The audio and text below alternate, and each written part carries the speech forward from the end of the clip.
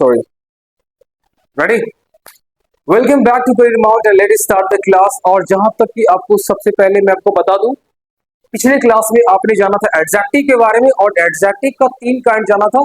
कौन कौन सा था? Attributive adjective, post positive adjective और प्रेडिकेटिव एडजेक्टिव। आइए हम इन्हीं तीनों को क्वेश्चन के माध्यम से समझने का प्रयास करते हैं। राइट? अगर मैं कहता हूं आपके सामने आई मेट कंसर्न, कंसर्न समझते हैं क्या होता है? कंसर्न समझते हैं क्या होता है? अगर मैं कहूंगा I met the concerned parent, या अगर मैं कहता हूं I met the parent concern, इन दोनों का मतलब समझना है। ठीक है? यहाँ पे पेरेंट एक नाउन है, उसके पहले ये वर्ड इस्तेमाल हुआ है तो ये एडजेक्टिव तो होगा, ये एडजेक्टिव होगा। सिंपल सी बात है, क्योंकि नाउन के पहले एडजेक्टिव होता है और पेरेंट्स होता है। आई आई मेट द पेरेंट्स, यहाँ पे पेरेंट्स है, उसके बाद ये हमारे पास कंसर्न्ड आया है, ये भी हमारा एडजेक्टिव है और ये हमारा नाउन है। तो अभी आपने देखा सर ये नाउन के पहले एडजेक्टिव है और ये नाउन के बाद एडजेक्टिव है, ये हमारा पोस्ट पॉजिटिव एडजेक्टिव और इससे पहले हमारा एट्रीब्यूटिव एडजेक्टिव कहलाएगा। क्लियर? अब इसको हिंदी पता करते, हिंदी क्या सीन चल रहा है इसका। I met the concerned parent, है ना? मैं एक कंसर्न्ड पेरेंट से मिला। कंसर्न्ड पेरेंट कहने का मतलब क्या हुआ जानते हैं आप? कंसर्न्ड का मतलब होता है चिंतित, वरीड होता है। इस कंसर्न्ड का मतलब हो जाएगा वरीड, WORRIED, वरीड। तो मैंने एक चिंतित माता पिता से मिला, है ना? अगर मैं कहता हूं I met the parents concern, तो यहाँ पे यहाँ पे कंसर्न का मतलब आ रहा है रिलेटेड, रिलेटिंग, रिलेटिंग टू आ रहा है। कैसे? इसका मतलब समझिए। I met the parents concern मतलब क्या हुआ कि आप ना उन पेरेंट्स से मिल रहे हो जिनका संबंध उनसे है। इस बात को समझना है। मैंने कहा कि I met the concerned parent, मैंने पेरेंट से मिला। कंसर्न्ड पेरेंट मतलब वह पेरेंट पहले से कंसर्न थे, मतलब चिंतित पेरेंट्स थे। अगर मैंने कहा I met the parents concerned to, मान लीजिए इसका नाम रमेश है ना? I met the parents concern to Ramesh मतलब मैं पेरेंट्स से मिला, किससे संबंधित? रमेश के संबंधित। All clear? समझ में आया? ये होता है रिलेटिंग टू। ऐसे रिलेटिंग टू को आप रिलेटेड भी बोल सकते हैं। किससे रिलेटेड? तो रमेश से रिलेटेड, है ना? रोशन से रिलेटेड बोल सकते हैं। तो ये हमें बताएगा ये पेरेंट किससे संबंधित है, लेकिन यहाँ पे पेरेंट चिंतित है। दो मतलब आप। ठीक है? अगला question, Tanya answered the wrong question. यहां देखिएगा, मैं कहता हूं Tanya answered the wrong question, the पहले हटाइए। चलो, मैं कहता हूं तान्या ने गलत क्वेश्चन का आंसर दिया। तान्या ने गलत क्वेश्चन का आंसर दिया। अगर मैं इसको कहता हूं तान्या आंसर्ड आंसर्ड क्वेश्चन, एक से ज्यादा क्वेश्चन डाल दो, क्वेश्चंस रॉन्ग। आई तो अब इन दोनों का मतलब बता सकते हैं? बेचे आप बताने की कोशिश कीजिए, इन दोनों का मतलब क्या होता है? तान्या ने गलत क्वेश्चन का आंसर दिया। आप कहाँ बता रहे थे? सोच रहे थे? प्लीज सोचिए, सोच। आप बताइए क्या है इसका मतलब, कोशिश कीजिए।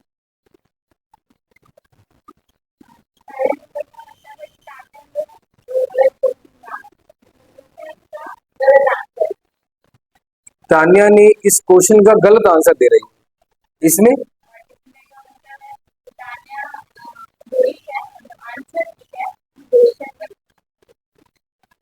क्वेश्चन गलत है ना? शाबाश, गलत जवाब। नाउन के पहले ये वर्ड इस्तेमाल हुआ है एडजेक्टिव, तो तान्या ने आंसर दिया है रॉन्ग क्वेश्चन, गलत क्वेश्चन का आंसर इसने दिया। क्लियर? यहाँ पे तान्या ने आंसर दिया किसका? क्वेश्चन का। अब कौन सा आंसर दिया? ये गलत आंसर दिया। कैसे? यहाँ क्वेश्चन ही रॉन्ग है और यहाँ क्वेश्चन का आंसर रॉन्ग, आपका उल्टा हो। आइए, तो ये हमारा नाउन है, नाउन के बाद ये हमारी एडजेक्टिव हुआ है, ये हमारा पोस्ट पॉजिटिव एडजेक्टिव, नाउन के पहले एडजेक्टिव है, एट्रीब्यूटिव एडजेक्टिव। देख रहे हो दोनों का मीनिंग कैसा जा रहा है ना? मीनिंग क्या जा रहा है, सुनिए ध्यान से। Tanya answer question wrong, Tanya ने क्वेश्चन का आंसर दिया जो गलत था, आंसर ही गलत हो गया। यहाँ पे तान्या ने गलत क्वेश्चन का आंसर दिया। क्लियर हो रहा है? कोई दिक्कत नहीं। चलिए अगला, मैं कहता हूं she is a suitable, suitable जानते हैं जी? She is a suitable candidate, candidate. अगला क्वेश्चन है, she is a candidate suitable for this post। इसका आंसर बताने की कोशिश कीजिए।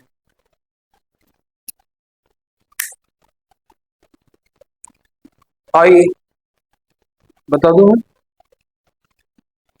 ट्राई करो, ज्यादा टाइम मत लगाना क्योंकि मैं थोड़ा लेट से आया हूं। नहीं बताऊंगा, मेरे पे एहसान कर रहा है, बता दीजिए। कैंडिडेट यहाँ पे नाउन है, नाउन के पहले एडजेक्टिव इस्तेमाल हुआ है और ये एडजेक्टिव कौन है? तो याद रखना एट्रीब्यूटिव एडजेक्टिव हो जाएगा। ये कैंडिडेट हमारा नाउन है, नाउन के बाद ये एडजेक्टिव इस्तेमाल हुआ है सूटेबल, ये हमारा पोस्ट पॉजिटिव एडजेक्टिव है। क्लियर हो गया? मीनिंग समझिए, she is a suitable candidate, वो एक योग्य कैंडिडेट है, सुटेबल है ना? मैं कहूंगा शी इज ए कैंडिडेट, वह एक ऐसा कैंडिडेट है जो इस पोस्ट के लिए, इस पोस्ट के लिए सुटेबल है ना? इसमें कोई पोस्ट है क्या? ये कैंडिडेट ही सुटेबल है, किसी में डाल दो, कोई भी पोस्ट के लिए डाल दो, वो एडजस्ट कर लेगा।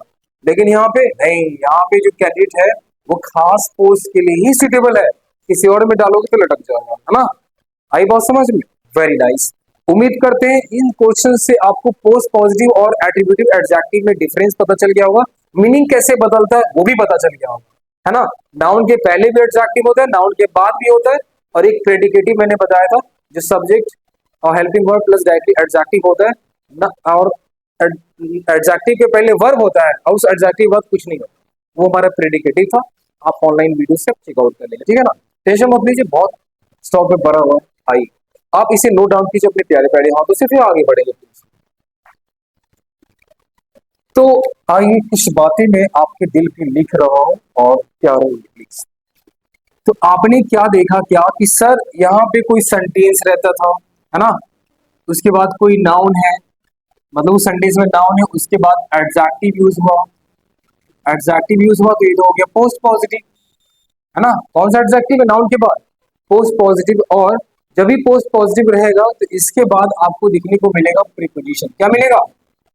प्रीपोजिशन मिलेगा, और उसके बाद प्रीपोजिशन के बाद आप इसमें कोई नाउन लगा सकते हैं जी। इस सेंटेंस को ध्यान दीजिएगा, अगर कोई आपका स्टेटमेंट है, नाउन है और पोस्ट पॉजिटिव एडजेक्टिव है, उसके बाद प्रीपोजिशन के बाद आगे आप लगा नाउन लगाइए, आगे कुछ भी लगाइए, आपकी मर्जी। मैं यहाँ पे डॉट डॉट डाल दे रहा हूँ। तो ये एक पहला नियम हो गया जो आपको सेंटेंस में देखने को मिलेगा, तो ये अप्लाई करना है। उसके बाद आपने क्या देखा, आपके पास लिंकिंग वर्ब और एडजेक्टिव रहता है, जिसको हम लोग प्रेडिकेटिव बोलते हैं। जैसे आई एम गुड, एम हमारा लिंकिंग वर्ब है, गुड हमारा एडजेक्टिव, तो लिंकिंग वर्ब के बाद एडजेक्टिव हुआ आई एम गुड, उसके बाद आप इसमें 2+V1 लगा सकते हैं। क्या लगा सकते हैं? 2+V1, आप ये इस्तेमाल कर सकते हैं, इस बात को ध्यान दीजिए। ये उसके बाद तीसरी बात, तीसरा नियम आपने जाना क्या कि अगर आपका लिंकिंग वर्ब है, उसके बाद नाउन है, लिंकिंग वर्ब है, नाउन है, उसके बाद एडजेक्टिव आप इस्तेमाल कर रहे हैं, क्या इस्तेमाल कर रहे हैं? एडजेक्टिव यूज कर रहे हैं, उसके बाद भी आप 2+V1 लगा सकते हैं। ये नियम है और इस नियम को आप नोट डाउन कर लीजिएगा, लेकिन तो लिंकिंग वर्ब और नाउन है, फिर एडजेक्टिव इस्तेमाल करें, नाउन के बाद पोस्ट पॉजिटिव एडजेक्टिव, उसके बाद टू प्लस वी1 इस्तेमाल करना है। ठीक है, एक सेंटेंस दे रहा हूं मैं, बाबू बताइएगा जरा इसका आंसर क्या होगा, आप दिमाग लगाकर बताइए। We have discussed, we have discussed the matter with concern officer या ऑफिसर कंसर्न।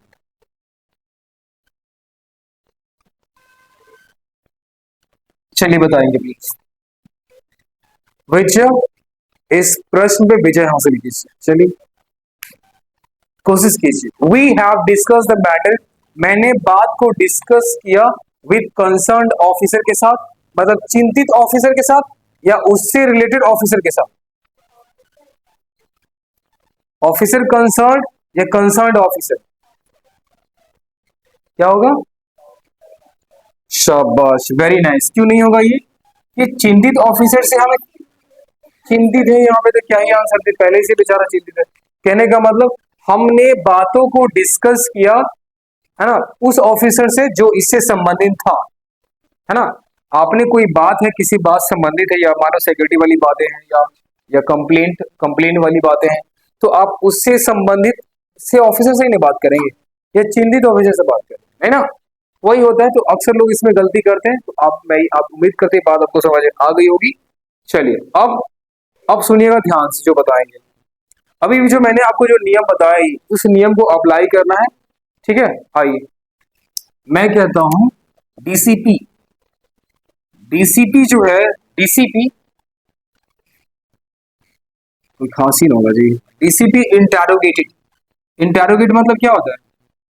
क्वेश्चन पूछा, तो आप कहेंगे द डीसीपी इंटेरोगेटेड द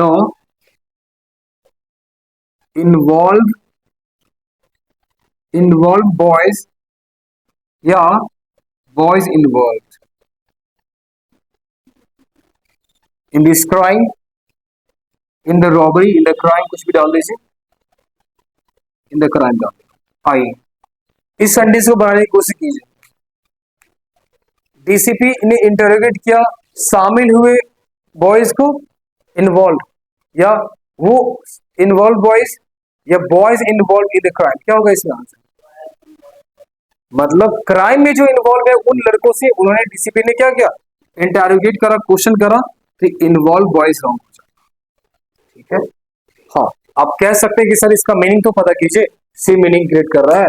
तो DCP interrogate the involve boy, जो भी इन्वॉल्व लड़के थे, शामिल, जो भी शामिल बच्चे, उनसे उन्होंने डिस्कस किया इन द क्राइम। लेकिन यहाँ पे शामिल की बात हो रही है, किस क्राइम में शामिल बच्चों की बात हो रही है, लेकिन यहाँ पे क्राइम में बच्चों के शामिल की बात की नहीं हो रही है, सिर्फ इन्वॉल्व, वो ग्रुप में इन्वॉल्व है या बाहर इन्वॉल्व है, कहीं भी इन्वॉल्व है, उन बच्चों से बात करने की बात यहाँ की जा रही है। लेकिन जिस क्राइम में ही इन्वॉल्व है उन्हीं से बात करेगा जी, तो ये हमारा करेक्ट स्टेटमेंट हो जाएगा। चलिए अगला, रजत,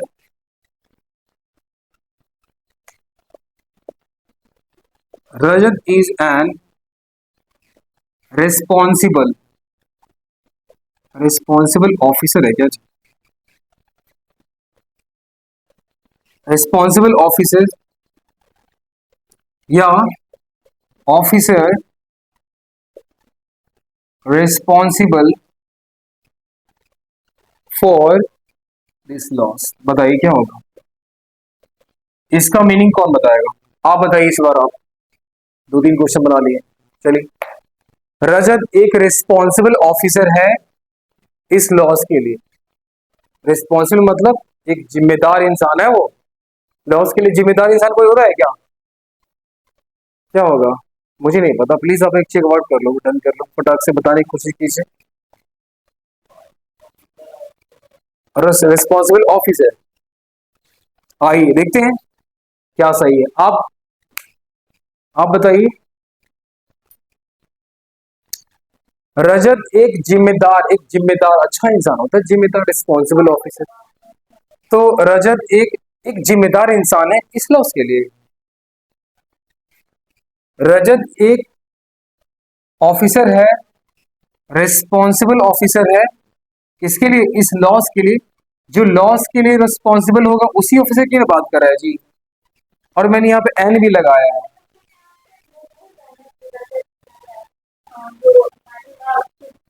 हाँ, यस यस।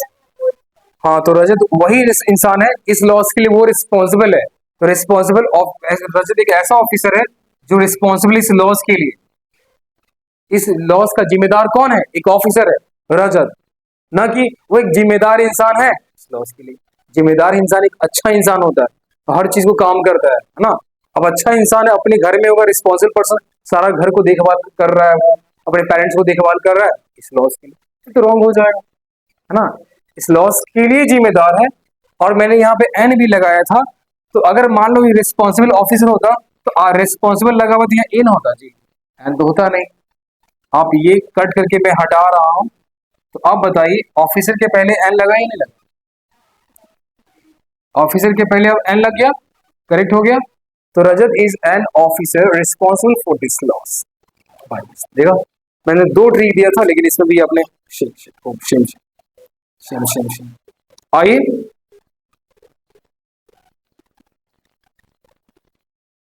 आइए, अगला क्वेश्चन हमारे पास। तान्या, तान्या की बहुत याद आ रही है। Tanya, Tanya is the happy, Tanya एक is the happy host to welcome you. इसको करेक्ट कीजिए, स्टेटमेंट रॉन्ग है। Tanya is the happy host to welcome you, क्या बोल रहा है? तान्या एक खुश होस्ट है आपको स्वागत करने के लिए। वो खुश होस्ट होस्ट है, सही है स्टेटमेंट। होस्ट मतलब ऐसा इंसान जो किसी को के लिए, किसी को रिस्पेक्ट करने, स्वागत करने के लिए खड़ा रहेगा दरवाजे पे, वो होस्ट बोलते हैं। तो तान्या एक बहुत ही खुश मिजाज होस्ट है, उसे स्वागत करने के लिए बोल सकते हैं क्या? ऊपर संडे से कीजिए। मैंने बताया क्या, लिंकिंग वर्ब एडजेक्टिव, है ना, लिंकिंग वर्ब एडजेक्टिव, और यहाँ बताया लिंकिंग वर्ब नाउन एडजेक्टिव। तो यहाँ पे क्या है, यहाँ पे हमारा तान्या है, ये लिंकिंग वर्ब के बाद आप नाउन इस्तेमाल कीजिए। दो सही अपने आप में, होस्ट ये इस्तेमाल है, इसको उठा करके आपको यहाँ डालना होगा। तो कहेंगे Tanya is the host, Tanya, Tanya is the host happy, noun के ना, इस नाउन के बाद, इस नाउन के बाद आप लगाएंगे क्या, एडजेक्टिव लगाएंगे। तो Tanya is the host happy to welcome you, मतलब तान्या होस्ट है, आपको स्वागत करने के लिए खुश, आपको स्वागत करने के लिए खुश है। लेकिन वो पहले से खुश है और आपको आगे स्वागत किया, मतलब एक खुश मिजाज आदमी आया आपको स्वागत करने। लेकिन आपको कोई स्वागत करेगा तो खुशी से ना करेगा जी, बरोबर करेगा, नहीं ना। तो स्टेटमेंट ये किसी भी एंगल से सही नहीं था, क्योंकि ऊपर मैंने चीजें बताई हैं, एडजेक्टिव के बाद टू प्लस वी वन, यहाँ पे एडजेक्टिव है, एडजेक्टिव हैप्पी यहाँ लगाया, टू प्लस वी वन सही है, लेकिन उससे पहले नाउन था तो हम लोग इस वाले में आ गए। Linking verb noun adjective to plus V one, यहाँ पे तान्या इज, ये इज लिंकिंग वर्ब, उसके बाद नाउन आ गया, नाउन के बाद अपने हैप्पी इस्तेमाल किया। एक काम करते हैं, मैं यहाँ से हैप्पी को हटा ही देता हूँ, ठीक है, ताकि वो अच्छा लगे आपको, हटा दे रहा हूं। उसके बाद मैं यहाँ पे लगा दे रहा हूं happy, clear. Tanya is the host happy to welcome you, now it is correct, clear, Vijay done, शाबाश। प्लीज आप इसे नोट डाउन कीजिए, हमारे पास और बेहतरीन एग्जाम्पल है। चलिए एक बात और देखिए तो जरा, यहाँ पे क्या लिखा आपने, नाउन है ना, एडजेक्टिव है, देखो नाउन एडजेक्टिव, इसके बाद प्रीपोजिशन लगा, देखो प्रीपोजिशन ऐड हुआ, उसके बाद नाउन या कुछ भी लगा लो प्रीपोजिशन के बाद as object form.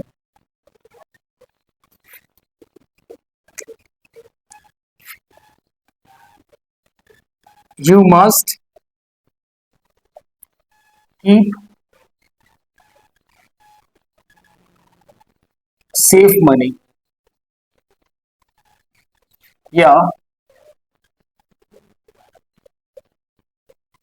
Money safe in this box. Sentence बताइए प्लीज, क्या बोल रहे हैं? इसमें कौन सा आंसर सही होगा? ये सही होगा या ये सही होगा? बताइए, जरा सोचिए, दिमाग लगाइए। तुम्हें अवश्य सुरक्षित पैसे को बॉक्स में रखना है जी, या पैसे को इस बॉक्स में सुरक्षित रखना है, ये बताइए। कोई अलमीरा होगा या तिजोरी होगा, सिर्फ मतलब ये राइट। अगर किसी बॉक्स में या किसी भी तिजोरी में क्या होता है, पैसे को रखा जाता है ताकि वो सेफ रहे, ना कि पहले से सुरक्षित मनी को बॉक्स में डालेंगे। यहाँ पहले से सुरक्षित मनी है, उसको बॉक्स में डालने की बात की जा रही है, तो ये अपने आप में क्या हो जाएगा? रॉन्ग हो जाएगा।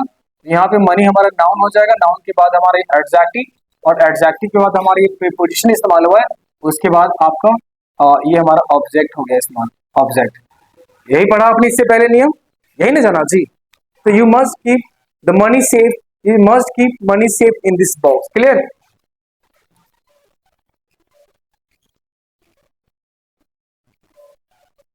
आइए,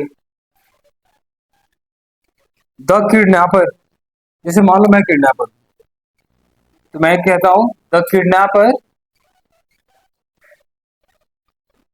the kidnapper took the girl. Kidnapper ने लड़की को ले गया, कहां पे ले गया? Girl to unknown place,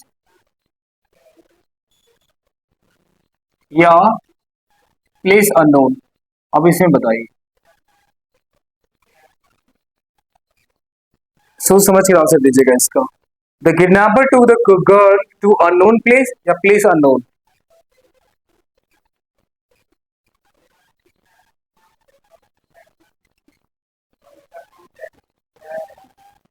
yes, शाबाश।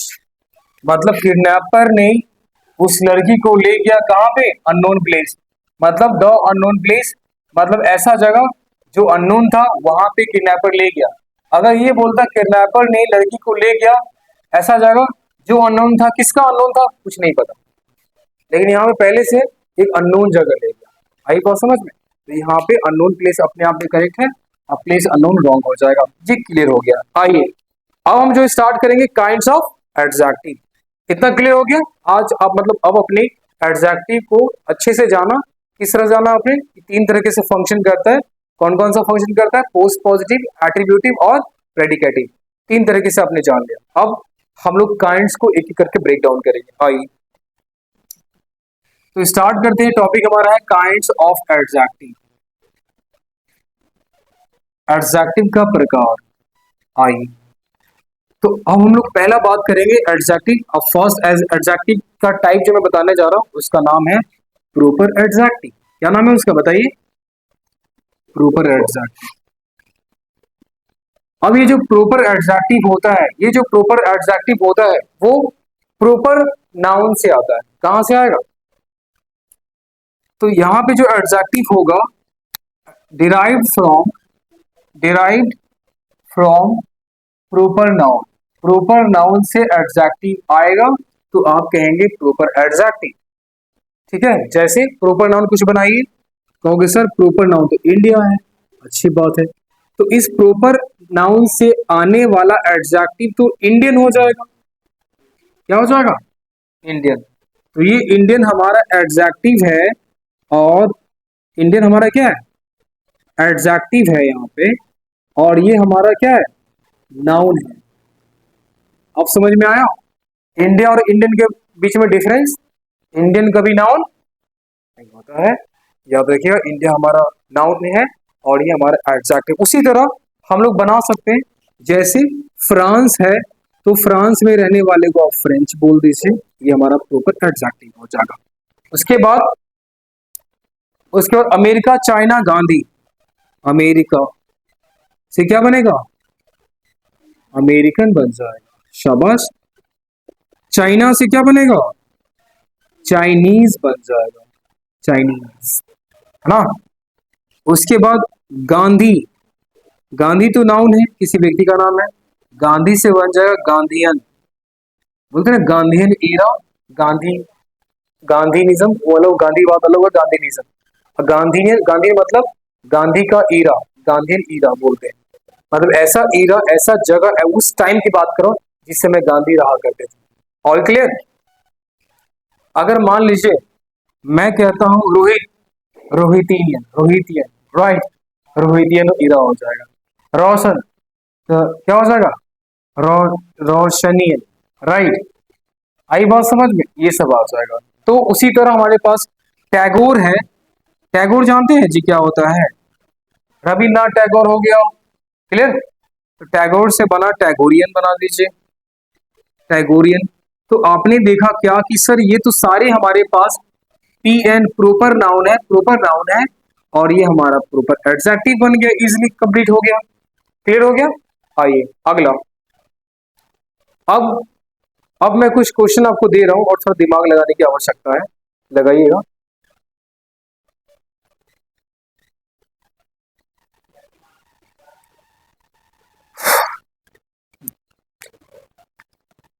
गर्मी लग रहा है ना। आइए, मैं कहता हूं यहां पे इंडियाज कल्चर, मैं कहता हूं इंडियंस कल्चर, ठीक है। इसमें डिफरेंस बताना है। उसके बाद कहता हूं द इंडियाज कल्चर, उसके बाद द इंडियन कल्चर। एक दो तीन चार स्टेटमेंट आ गए।